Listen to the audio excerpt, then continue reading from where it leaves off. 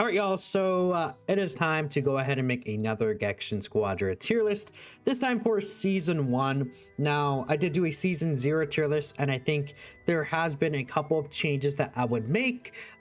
Generally, the list is very similar to each other, and I think things could always exchange up and down depending on certain situations, but we're going to be talking about all the adjustments I made to this tier list. Some characters got buffed, for example, right? And I think that because of a lot of these situations, some characters may move up and down. There's also the idea, of course, that as I play character more, I'm kind of feeling them more and understanding, oh, they're a little more flawed than I thought, right? Or they're better than I thought, honestly. So luckily, there's the actual site here that we can use to just look at character kits when I'm talking about them instead of having the game open, so that's going to be good. But I flashed on the screen here, so this is the new tier list before we put Super Saiyan 3 Goku on here. We'll be talking about the new hero Super Saiyan 3 Goku first. Again, I do have a guide out for this guy as well in case you want to know how exactly to use him, my kind of specific breakdown and best tips and tricks for him. That is on the channel. But when it comes to Super Saiyan 3 Goku specifically, this guy is just a very good hero. Overall, this guy is very, very powerful. He has a lot of really good skills and utility, right? I think his rush attack is just generally very, very good. His skill 1 is extremely busted. Once you especially get this to skill level 3, this just does way too much. Sometimes it's actually pretty obscene. Skill 2 is fine. I think skill 2 could be a bit better, but it is a really good evasive move. This is also really good, just being able to move around the map, especially once this is leveled up to skill level 2. I think this starts getting really, really powerful. The Dragon Fist is a pretty decent kind of move overall. Does some really good burst damage, but it's a little finicky at times, right? Sometimes you could pretty easily avoid it, honestly. And then his transformation, just always nice to have a transformation. The only thing is that it keeps him from getting his ultimate early on, but that's like not the worst thing in the world. It just does suck a little. And again, we look at this Super Saiyan 3 Goku, and in terms of like how this list is now, which again, you could very clearly see some of the changes that were made, quite a few, and we'll talk about it. But I think in terms of the top tier characters, the best characters in the game, I actually haven't really did have 3 poo-poo emojis reactions to that. I haven't really changed too much about the top tier. I think this is pretty much unchanged in terms of the best characters in the game, in my opinion. Best in the role, Super Saiyan Goku, Kale, Cooler, and then Kid Gohan. I think they're the ones that stand out to me in their roles. Super Saiyan 3 Goku, I think, is very arguable to be best in role. I think he is pretty close cut to Kale, and I think depending on the game, he can be best in role next to Kale. I just don't want to have 3 attackers here. I only want 2 attackers, a tank, and a technical. I do think Kale's overall just better for me personally, but I could see someone argue Super Saiyan 3 Goku being better. Now, the reason why I think Kale is a little better is because I think you have to be just a little less careful with Kale, is one thing for me. I think Kale is very straightforward. Skill 3 into skill 1 or skill 2. Her ultimate's very, very good. It's really powerful. It has the ability to stagger someone with the vanishing step as well. She's just very oppressive with this. It's very good for pushing people back, and her ability to just instantly kind of claim objectives or KOs as well. She just does so much burst damage. Her only issue is that, unlike Super Saiyan 3 Goku, she doesn't really have a lot of evasive maneuvers, but she trades it off, I feel like, with just having more explosive damage. It's just really, really good. And I think with Super Saiyan 3 Goku, you have to be a little more careful with this guy. He can definitely get caught, and unlike Kale, like this guy, again, he doesn't have his ultimate till level 7. So that is theoretically like one less kind of just move that he'll have available in his arsenal, which, being able to focus on Super Kamehameha is nice, but I think, when we compare what this guy's able to do compared to Kale, I really just think Kale is way more explosive in terms of being an attacker, and she just overall has more damage, right? I think, you know, I mean, we could see here in terms of burst damage, you could very much see Kale has way more burst damage, whilst Goku has these extra mobility. But I think that kind of is what ties it out for me. And again, if you really like Super Saiyan Goku being able to just move around the map, I think that's fine too. Goku's able to kind of switch lanes very easily and things like that. But yeah, he's a little, you have to play this guy a little bit more careful than Kale. You can kind of just like mindlessly play with Kale. Same with Super Saiyan Goku. You can kind of mindlessly play Super Saiyan Goku as well. So that's really it when it comes to Super Saiyan 3 Goku. Again, if you want to do this, I think that's perfectly fine. I just want to clarify that. This is just what I'm feeling personally. He's definitely like next in line here. Now, I think I do want to talk about Daima Goku. I definitely underrated Daima Goku quite a bit in terms of the last list. And, you know, I'm sure if you guys follow me on Twitter, you see me talk about Daima Goku a lot now. Really, Daima Goku is another character that has huge, like the huge ability to just, like, burst damage out things. I can actually just damage characters, which is really nice here. So with Daima Goku, the Pansy Bomb is way more powerful than I give it credit for. Plus Glorio is very nasty. The DOT damage that is inflicted, I believe it's where is it specific? Where is the DOT damage over time? Yeah, continuous damage with the Pansy Bomb. It's pretty busted, especially with the Glory Lightning. But like you are, if you pair these two successfully together, it's really good. Inbound Daima Goku Soul is actually really good, and like if you're really pushed against the edge, or like you're in a 2v2, 3v or 2v3, 1v2, I found this very useful because again, he does gain the immune to wall, and it'll allow him to do more damage, especially if you're just like getting teamed up on. Like this could be a very useful kind of move there. It's pretty quick, so you could use this as confirms as well. I've used that in very, very emergency situations as some sort of confirm. His rush attack was also buffed. Keep in mind Daima Goku was buffed, so he's even stronger than he was before. His rage is pretty nasty. I think he's able to kind of sit back very, very safe and kind of explode enemies with this type of burst damage. Very quick moves.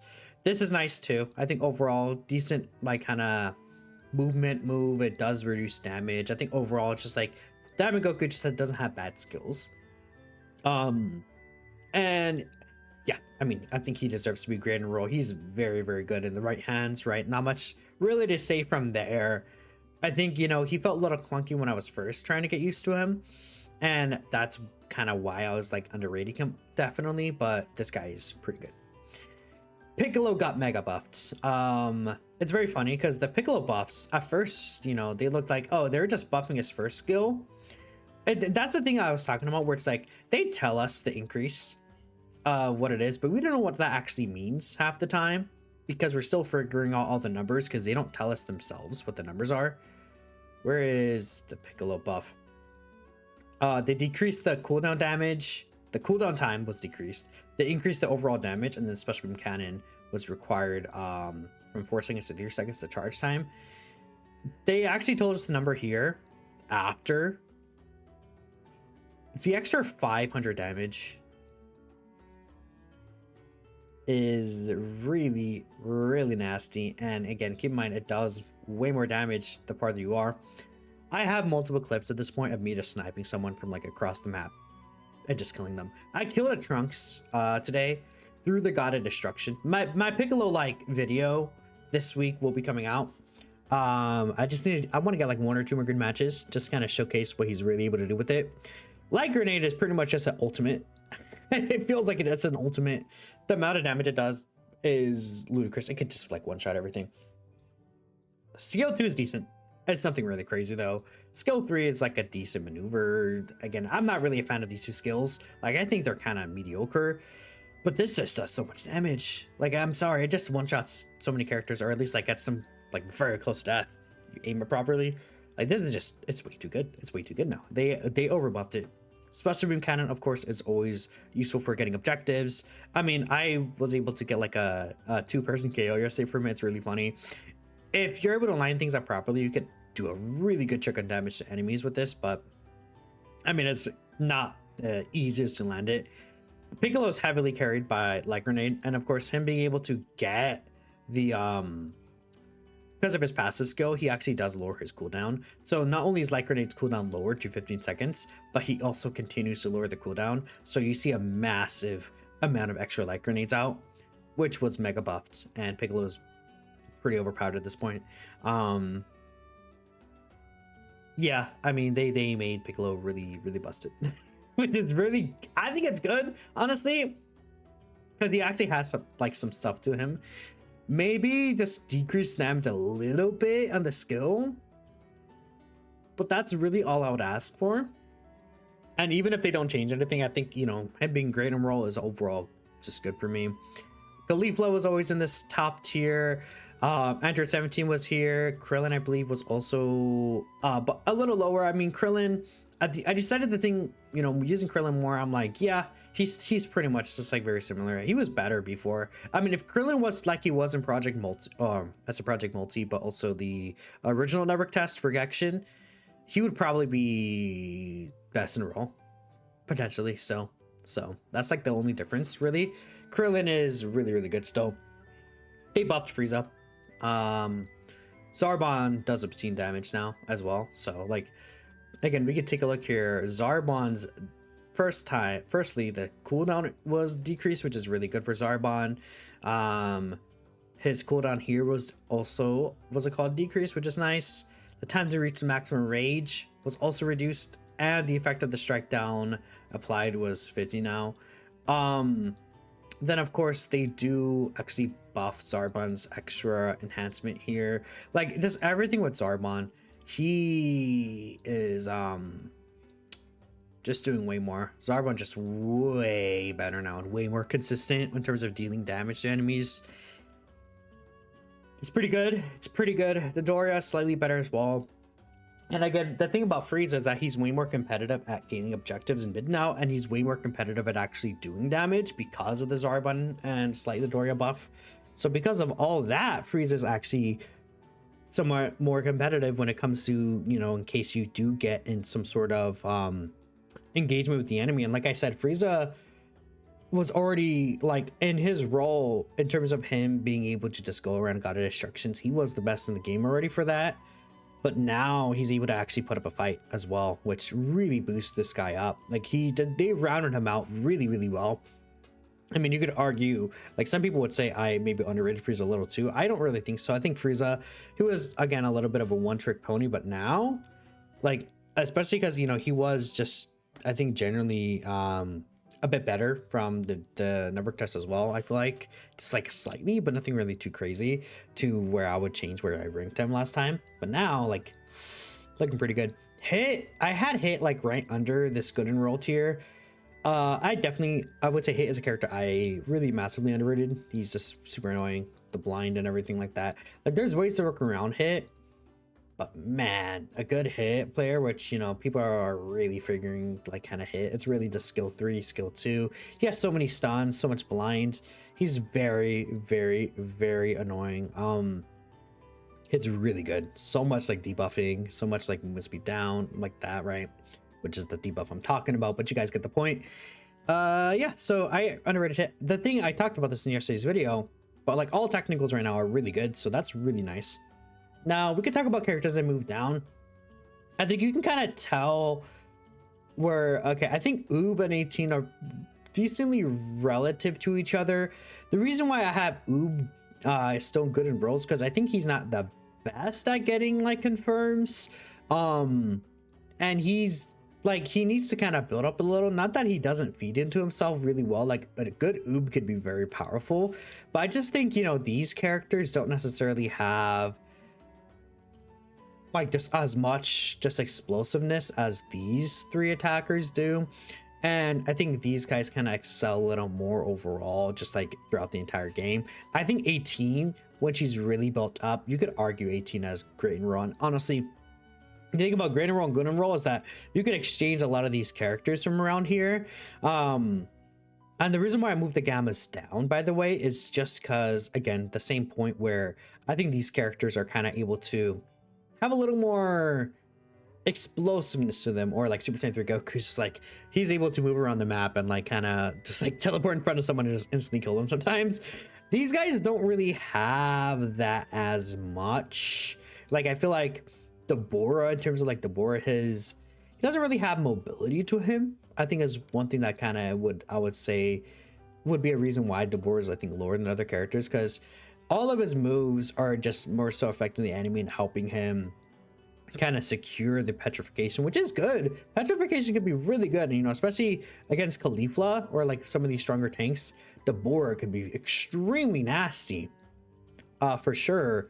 Like Dabura has sauce to him. Like a good Dabura, again, like I said, good anyone in this game could look really good, but Dabura doesn't have a lot of movement. 18 needs to get things rolling. She was nerfed as well. Just like heading into the start of the Gekishin Squadra official release itself. Gammas, I think, could use a little more to them, but overall they're good still. So Trunks, same thing. I think Trunks is overall just a good character. I think I had Trunks lower. I moved them up just because I feel like we'll talk about it, but I think Trunks is better than like this kind of the feeling of these characters and their roles. Zamasu I moved a little down as well. I think I had Zamasu up here great. I moved him down to good. Not really much of a change. The only issue with Zamasu I feel like is that he's like, again, it's really that health kind of removal that they did from Project Multi to the actual Gekishin network test. You get 100% feel that Zamasu health nerf, and Zamasu can be pretty good. I mean, he has the movement speed down here. The continuous damage is pretty decent. He actually does some pretty decent damage overall. I would say the second skill should be adjusted. His ult's really good, and just give him more health. Adjust the second skill and give him more health, honestly.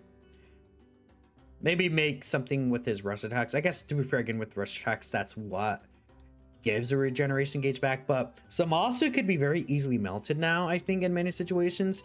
I mean, here's just an example right here. Zamasu's like about halfway HP, or over half HP, and he just gets instantly melted by like end game and even like mid game. Like Zamasu just like doesn't have the health to like, it's like the regeneration bar. It's kind of just more of a stalling thing rather than being able to be an advantage. Very similar in a sense to Cell's third skill. I think it kind of has like that vibe where like the regeneration, like he has this, but what's the point if Zamasu just dies a lot quicker than other tanks anyways? Like, to have that kind of second regeneration health bar, like, is it still overall good? Yes, but I think it just hit the health he has needs to be a little more. He needs to be a little tankier is really all I would say.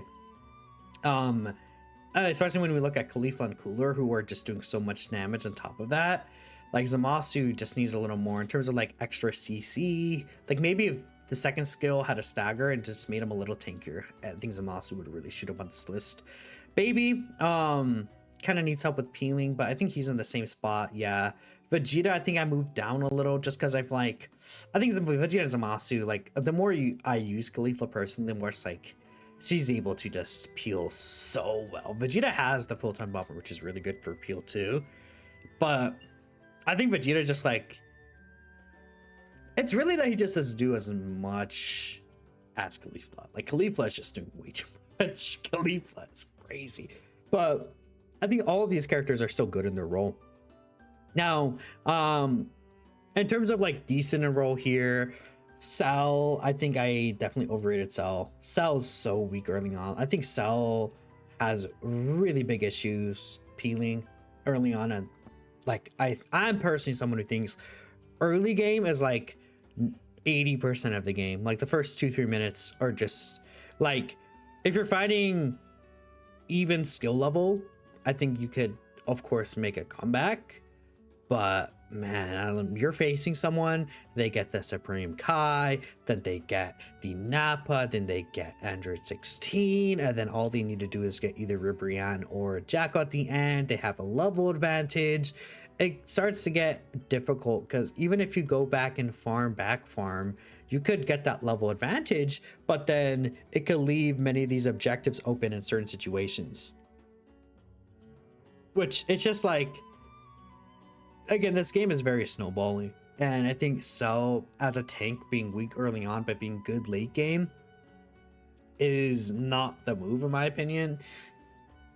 His ult half the time feels like a death trap. I swear, his ult half the time is a death trap, man. Like I'm telling you. It's not a battle. Regeneration, I think they need to adjust this to make this a little better. You could use Super Saiyan Goku to stagger him out of it. You could use Cooler to stagger him out of it. You could just straight up kill this guy. You could probably use Kill to stagger him out of it. Like, the fact that you can cancel this or just straight up kill this guy during this is actually dumb. I think it's kind of stupid. That's just me though. This is really good. I just don't know why the stagger is only from behinds. I mean, stagger is really good, but I mean, if you're pushing against a Cell, the stagger is not going to do anything either. Which again, if you're pushing Cell early game, he's not going to be able to stagger you because you're pushing forward from him. Like, you're not facing his back. Skill 3 or skill 1 could be decent, but it's kind of like a whatever. Like, movement speed down I think is nice. I just feel like I just don't get hit by this. I don't know. I just feel like I can count on one hand the amount of times I've actually been hit by this Big Bang Crash. And to be fair, not many people play Cell in the first place, but I mean, there's a reason for that too. Bioenergy, like it takes him more than you would think sometimes to transform, even though it's not like a necessarily level 7 thing. This guy just needs more early on. I think the bioenergy mechanic is cool in concept and very series accurate, but it also goes against, I think, kind of this game a bit too much. But that's just how I feel about it early game. Majin Buu, maybe you could say Majin Buu could be good in role. I could see it to an extent. I was talking with Aizen, and Aizen, there's like a JP like Majin Buu that's really good with him and is really good at using his skill 3 to kind of push people away. I'm just not really personally a big fan of it, but maybe I'm not seeing it. I think this should still, like, it's funny, they haven't even changed the description. This does not apply no skills anymore. They should still apply no skills, honestly. Majin Buu's healing is pretty decent. I think maybe it should also give some sort of defense buff to your allies and yourself. Something just extra. Strangle Gum is pretty good. I do like Strangle Gum. His ultimate is pretty annoying, but I would say at best it's like annoying. I don't really think, I mean, he could like take people away obviously with it. I think it's pretty funny. I've had myself carried into like a death, I guess, at times, right? That's happened. So I don't think it's the worst thing. He's like a decent one. In terms of his passive skill, you gain stock when you heal yourself, and then rush attacks consume stocks for a damage boost. I don't know why he's necessarily getting this damage boost. Like, I think he should get something else from this. Like, maybe he gets tankier or some sort of speed boost would probably be preferred rather than him getting a damage boost, because Buu, like, none of his kids are really surrounded around him doing damage at all. So I think that him getting a damage boost is kind of dumb. That's just me though. So yeah. And then Bojack is Bojack. I'm sorry, I hate Bojack. People will defend Bojack. I gave Bojack his own tier this time. The Bojack tier. Bojack tier. Oh, Poojack. I'm gonna name it Poojack actually. Yep. We're gonna name this Poojack. Poojack. Yeah, I don't know. Poojack sucks. Poor Poojack. He doesn't have an ultimate. Worst stack in the game by far. Because it's an ultimate. It is so slow. It's so easy to avoid. It leaves him wide open. The damage it could do when you actually hit it is nice. But when you actually hit it, like 1 out of 20 times, maybe. Skill 1 is like, it's like his best skill. Sure. Skill 2, I mean, it's whatever. I can count on the number of my hand. Like, I can count on one hand the amount of times I've actually been hit by this or killed by this. Skill 3 is like decent. I'll give it's decent. It does do DOT damage. Maybe make it so that you can't kill the subordinates. That'd be cool. You know, that'd be really nice. I like it. I just think this could do more damage. This needs to be this just straight up, like, this needs to be reworked. Like, just straight up, it just has to be reworked. Like, overall, like, you have to just rework this entirely. Transformation is always nice to have. In terms of his passive skill, this could be pretty decent, but I think it's not like random. I think it's like a certain set order. If you could choose somehow when, like, if you could somehow choose a subordinate to do, or like maybe if they rework this to where it's like a helper in a sense, where you could somehow switch, like with a certain button press, like an additional input, you could switch between like your different kind of subordinates and then use them depending on what you want. I mean, it would make people probably use one subordinate most of the time, but like if you had the decision to choose which one you wanted to do, I think that could be interesting. That's kind of it. But yeah, so that's kind of it, really. I mean, Bodai's kind of bad. So a lot shorter compared to the previous tier list, and the reason why is because, I mean, the previous one was like 3 hours long. Sorry if you hear my chair creaking. The first tier list is just for me to set a standard of how I view characters and things like that. This one is just kind of adjusting it. So again, quite a few changes here. I think as time passes on, we could definitely see more different changes. Maybe I'm slightly underrating a character or two, but let me know what y'all think. I want things here. I hope I kind of was able to explain things pretty well. Yeah, and again, Cooler is busted. Gohan's really good. Like, a lot of these kind of placements were explained in the previous list, so that's why I'm not gonna take the time out of my day to explain every single character at an in-depth way, because that's what the original one was for. But I appreciate y'all for watching, and yeah, I'll catch you guys in the next video. Peace out.